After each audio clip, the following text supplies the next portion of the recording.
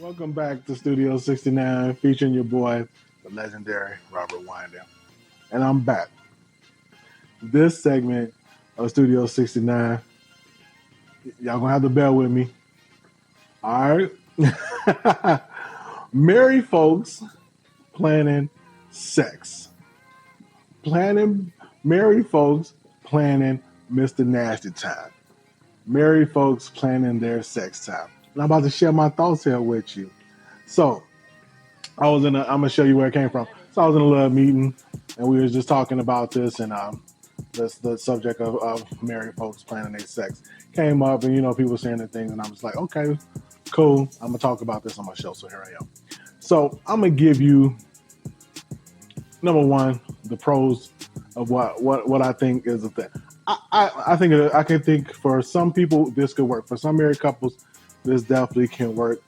The pro in this and planning sex with your significant other or with your partner is that you can put it on the calendar. It's just like anything else. If you got to pay bills on this day, if you're going to the bank this day, if you got Valentine's Day, Mother's Day, whatever, you can put your sex dates on a calendar. Let's say this, you just say, I want to go Monday, Wednesday, and Thursday is your sex date. You put those on the calendar, right? So you put them on the calendar. These are something that y'all agreed to. So what it does, and you set reminders in your phone, because now it gives you something to get ready for.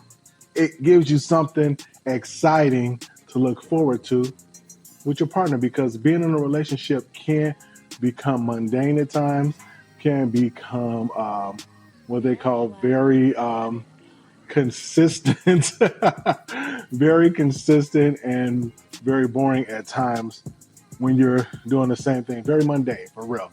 And repetitive, very repetitive. So if you got sex dates on the calendar, that gives you something to look forward to. Now you're excited. You get to get prepared for it. You know what I'm saying? Get you a couple of extra lifts in the gym or a couple of squats because you like, man, I'm about to, or some cardio because I'm going to go in on these days. Okay.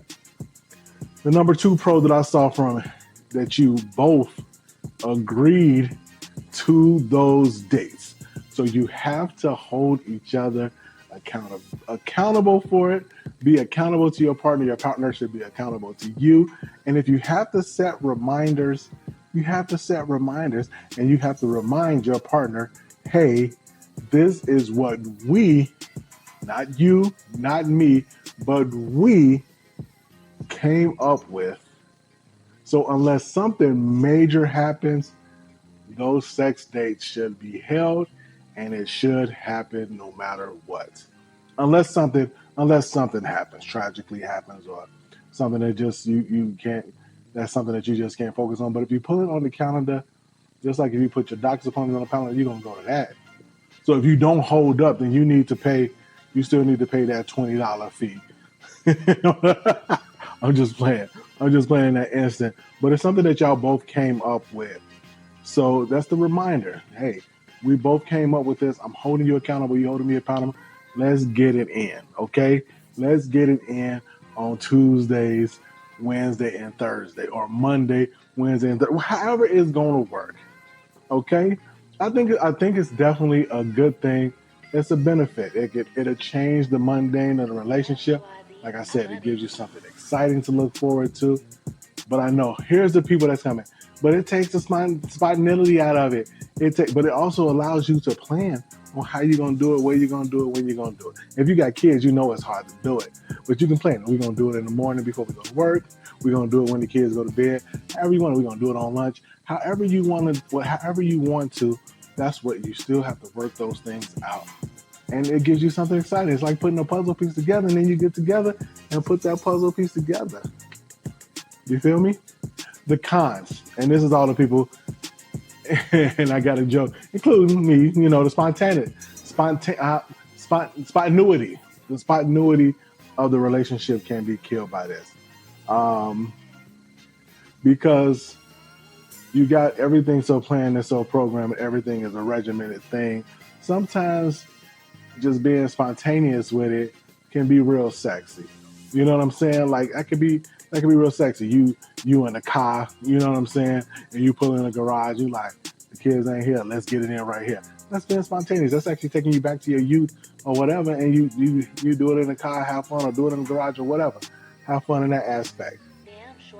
Or, for instance, let's say you just got to get out of that regimen of what you're doing. Like, say, for instance, if she in the kitchen cutting up tomatoes, fruits and vegetables and potatoes, getting dinner ready, and I'm trying to do it on the counter by the butter rolls, but she like, we ain't scheduled this.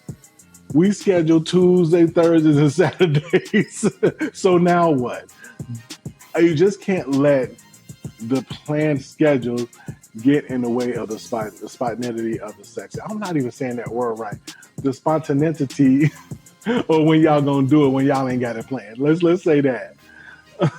I know people want to be spontaneous, and I think spontaneous is spicy and it's fun, But sometimes you do have to plan these things out, especially if you have a tight schedule and everything's not working right. You may have to plan it. You may have to plan it 2 times out of a week. You know what I mean? But then if that spontaneous aspect does come to it, don't push the partner away. That's the number one thing. Don't be, this ain't one of our days. Still, to keep the relationship fresh, go ahead and do it. You can be spontaneous still, even though you got it planned on the calendar.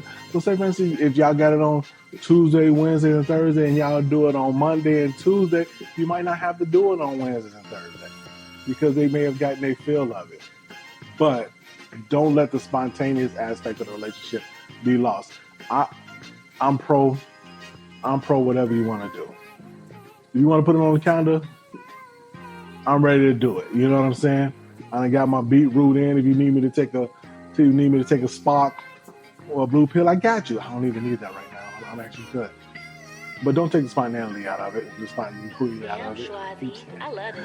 Okay? Don't do that. But I still think it's good. It's good to plan because life is busy. Life happens. So you might have to put it on the calendar, but keep the spiciness there. Keep the spiciness. Just don't forget. Just don't say, oh, we didn't have enough time to do it. Because then that's how other problems and other people can get involved in your relationships because you ain't got time to do it. When you get married or you're in a relationship for a long time, sex is still one of the main important parts of it. I know for men, especially if you're a married man, you got married so you can have sex on a regular basis. That's why you got out the streets. But if you only get... But if ain't nothing popping, ain't nothing cracking, that's where you run into trouble as well. Because married men did not marry you just because they like you. They married you because they're like, man, I think I can see myself having sex with this person every day or for the rest of my life. Just weird. I'm joking. But it's your boy, the legendary Robert Winey. So if you married out there or you're in a long relationship, it's okay. Plan them. Put them sexy dates. Set the Mr. Nasty Time calendar for when you want it, and make sure y'all hold each other accountable to follow through on those things. Sex is important in a relationship, but don't let the spice fail by not doing it just off rip. Being spontaneous in the situation. Don't let the spontaneous die either just because you're on the regimen. It's your boy, the legendary Robert Wine. I definitely fumbled and bumbled through that, but I hope you got the message I was trying to tell you.